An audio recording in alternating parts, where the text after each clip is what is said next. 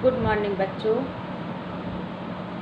कक्षा 10 से कल मैंने गद्य खंड में जयशंकर प्रसाद द्वारा रचित ममता कहानी शीर्षक के गद्यांश के अर्थ एवं प्रश्नोत्तरों के बारे में बताया था कि शेरशाह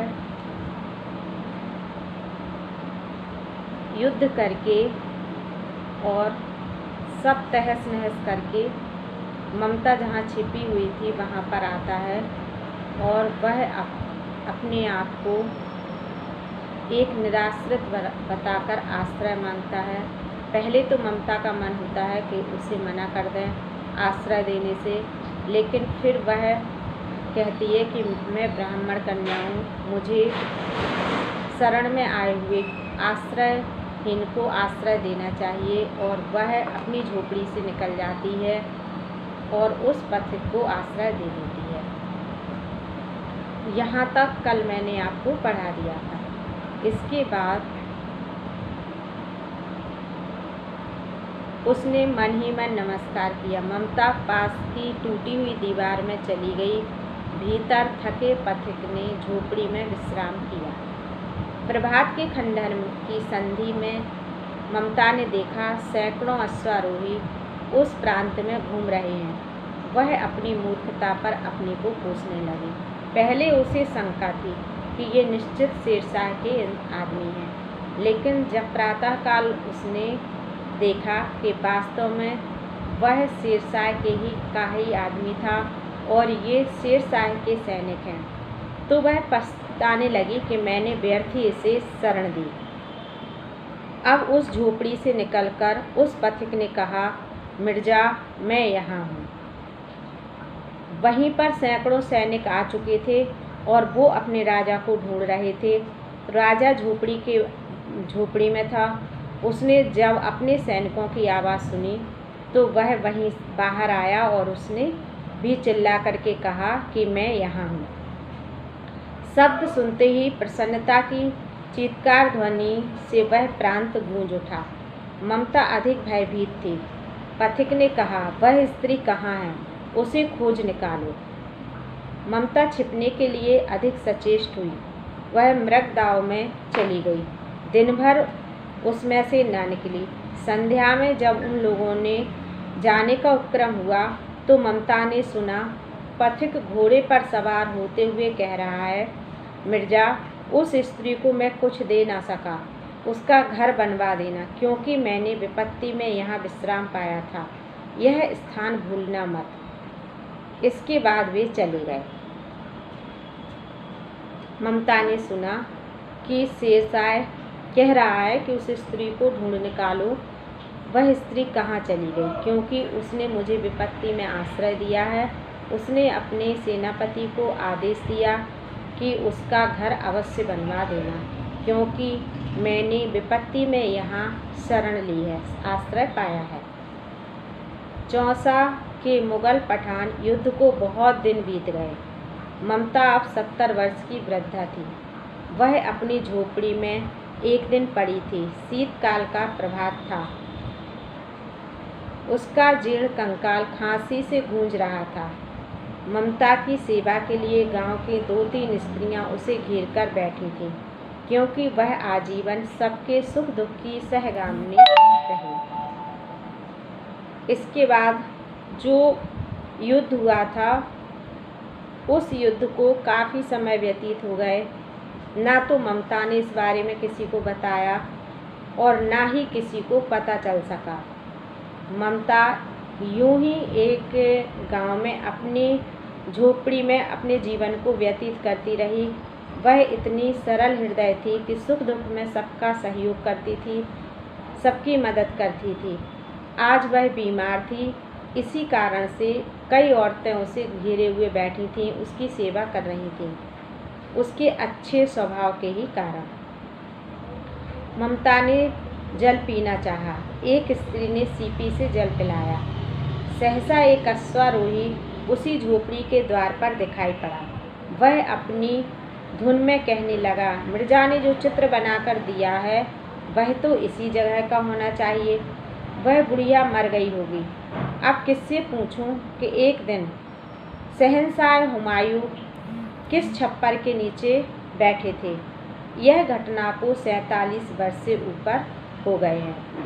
अब यहाँ जो शेरशाह कह कर के गया था अपने सेनापति से कि इस बुढ़िया का मकान बनवा देना, तो 47 वर्ष बाद फिर सैनिक उस स्थान को ढूंढते हुए आए और आपस में पूछ रहे हैं कि शेरशाह ने जहाँ विश्राम किया था वह स्थान हम किससे पूछें। ये शब्द ममता के कानों में पड़ते हैं। ममता ने अपने विकल कानों से सुना। उसने पास की स्त्री से कहा, उसे बुलाओ। अश्वारोही पास आया। ममता ने रुक रुक कर कहा, मैं नहीं जानती कि वह शहंशाह था या साधारण मुगल, पर एक दिन इसी झोपड़ी के नीचे वह रहा। मैंने सुना था कि वह मेरा घर बनवाने की आज्ञा दे चुका था। मैं आजीवन अपनी झोपड़ी खुदवाने के डर से भयभीत रही। भगवान ने सुन लिया। मैं आज इसे छोड़े जाती हूँ। अब तुम इसका मकान बनवाओ या महल। मैं अपने चिर विश्राम गृह में जाती हूँ। ममता ने उस अश्वारोही को एक स्त्री के माध्यम से बुलवाया और उससे बताया कि मैं ही वह स्त्री हूँ और तुम्हारे शहंशाह यहीं पर एक दिन रुके थे और मेरा मतलब दुश्मन मेरा घर ना बनाए, विपक्षी मेरा घर ना बनवाए। मुझे विपक्षियों के घर में, दुश्मन के घर में नहीं रहना है। इसी डर से मैं आज तक इसी झोपड़ी में रही और मैंने किसी को यह बात नहीं बताई। अब तुम इसका मकान बनवाओ या महल, क्योंकि अब तो मेरा अंत समय है। वह अश्वारोही अवाक खड़ा था। बुढ़िया के प्राण पक्षी अनंत में उड़ गए। वहाँ एक अष्टकोण मंदिर बना और उस पर शिलालेख लगाया गया। 7 देश के नरेश हुमायूं ने एक दिन यहाँ विश्राम किया था। उसके पुत्र अकबर ने उसकी स्मृति में यह गगनचुंबी मंदिर बनाया, पर उसमें ममता का कहीं नाम नहीं था। वहाँ कौन सा मंदिर बना? अष्टकोण, 8 कोण वाला मंदिर बनाया गया। विशाल भव्य मंदिर बना और ये लिखा गया कि 7 देश के नरेश हुमायूं ने एक दिन यहाँ विश्राम किया था। उसके पुत्र अकबर ने उसकी स्मृति में वह गगनचुंबी मंदिर बनवाया, लेकिन उन्होंने ममता का उसमें कोई नाम नहीं लिखा था। इसके प्रश्नों के उत्तर मैं आपको बता रही हूँ।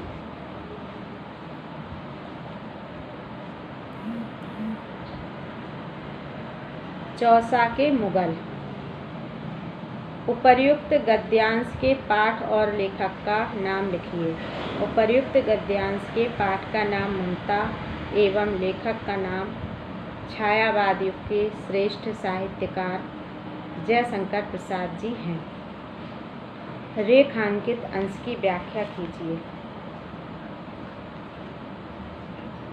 रेखांकित अंश में है ये पैराग्राफ चौथा। चौसा के मुगल पठान युद्ध को बहुत दिन बीत गए। ममता अब 70 वर्ष की वृद्धा थी। वह अपनी झोपड़ी में एक दिन पड़ी थी। शीतकाल का प्रभात था। अब अंडरलाइन जहाँ से है वह है उकस जीर्ण कंकाल। उसका जीर्ण कंकाल खांसी से गूंज रहा था। तो रेखांकित अंश में आप लिखेंगे कि चौसा के मुगल पठान युद्ध को काफ़ी समय व्यतीत हो गया था। ये बात कि शेरशाह के आदमियों से शेरशाह ने ममता का मकान बनवाने के लिए कहा था, जो 47 वर्ष बाद अब उन्होंने उस मकान बनवाने की खबर ली। ममता अब 70 वर्ष की वृद्धा थी और वह रोगिणी हो चुकी थी। वृद्धावस्था के कारण उसका शरीर जीर्ण शीर्ण हो गया था, लेकिन उसने आजीवन सबकी सहायता की थी। इसलिए कई स्त्रियां उसकी सहायता के लिए बैठी थीं और उसका कमज़ोर शरीर खांसी से गूंज रहा था, अर्थात वह उसे तेज खांसी आ रही थी। इस प्रकार इसमें ममता की वृद्धावस्था की दशा का वर्णन किया गया है। गद्यांश के अनुसार कौन से वंश का अंत? तीसरा प्रश्न है, ममता आजीवन सबके दुख सुख की सहभागिनी रही, कथन को स्पष्ट कीजिए। ममता आजीवन सबके सुख दुख की सहगामिनी रही, इसका मतलब है कि ममता जब दुर्ग से निकल कर के झोपड़ी में आई तो उस झोपड़ी में भी उसने शरण में आए हुए शेरशाह को शरण दी तथा वह जहाँ भी रही सबका उसने सहयोग किया, सबकी सहायता की और सबके सुख दुख में भाग लिया। गांव की स्त्रियों ने ममता को क्यों घेर रखा था? गांव की स्त्रियों ने ममता को इसलिए घेर रखा था क्योंकि ममता ने जीवन भर सबका सहयोग किया था, सबसे प्रेम रखा था।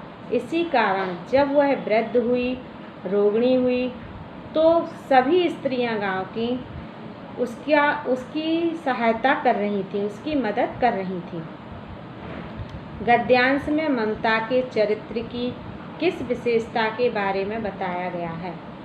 वैसे तो ममता के चरित्र की अनेक विशेषताएं हैं, लेकिन इस गद्यांश में ममता के चरित्र की विशेषता है कि ममता ने जीवन भर सबका सहयोग किया था और जब उसने शेरशाह के सिपाहियों द्वारा सुना कि वो सिपाही उस स्थान को खोज रहे हैं जो स्थान मुझे मालूम है, तो उसने तुरंत ही उन्हें बुलाया और उसे सब कुछ सच सच बता दिया।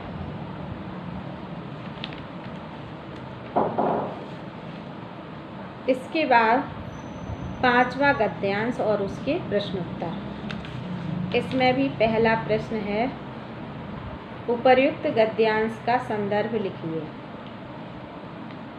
प्रस्तुत गद्यांश हमारी पाठ्य पुस्तक हिंदी के ममता नामक शीर्षक से अवतरित है, जिसके रचयिता जयशंकर प्रसाद जी हैं। इसका पैराग्राफ है, अश्वारोही पास आया, ममता ने रुक रुक कर कहा। ये पैराग्राफ है और अंडरलाइन है, भगवान ने सुन लिया, मैं आज इसे छोड़े जाती हूँ।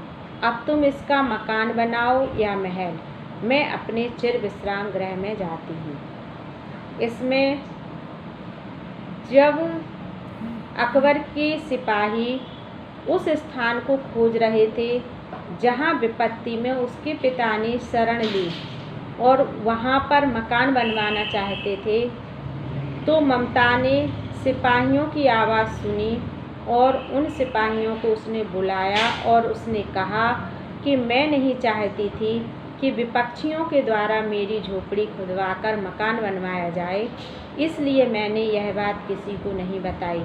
लेकिन अब मेरा अंत समय है, वह स्थान यही है। इसी स्थान में एक दिन शेरशाह ने विश्राम किया था। अब तुम इसका मकान बनवाओ या महल बनवाओ, मुझे इससे कोई मतलब नहीं है, क्योंकि मेरा अंत समीप है और मैं तो अब ईश्वर के धाम में जा रही हूँ। तीसरा प्रश्न है इसमें, मैं अपने चिर विश्राम गृह में जाती हूँ, इस कथन से क्या आशा है?